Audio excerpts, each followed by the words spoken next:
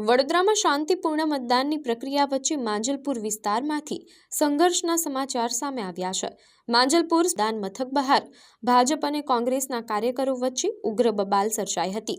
ઘટનાની વિગત મુજબ સ્કૂલ બહાર ભાજપના બેનરને લઈને વિવાદની શરૂઆત થઈ હતી। કોંગ્રેસના કાર્યકરોએ બેનર સામે વાંધો ઉઠાવતા બંને પક્ષના કાર્યકરો સામસામે આવી ગયા હતા અને જોતજોતામાં મામલો ગરમાયો હતો। ઉગ્ર બોલાચાલી અને સૂત્રોચ્ચારને કારણે વાતાવરણ તંગ બની ગયું હતું। જો કે સ્થિતિ વધુ વણસે અને મામલો મોટું સ્વરૂપ ધારણ કરે તે પહેલા જ પોલીસનો મોટો કાફલો ઘટના સ્થળે દોડી આવ્યો હતો। પોલીસે બંને પક્ષના કાર્યકરોને સમજાવીને મામલો થાળે પાડ્યો હતો અને વિવાદિત બેનર મામલે યોગ્ય કાર્યવાહી હાથ ધરી પરિસ્થિતિ પર કાબુ મેળવ્યો હતો। હાલ આ વિસ્તારમાં ચુસ્ત પોલીસ બંદોબસ્ત ગોઠવી દેવામાં આવ્યો છે।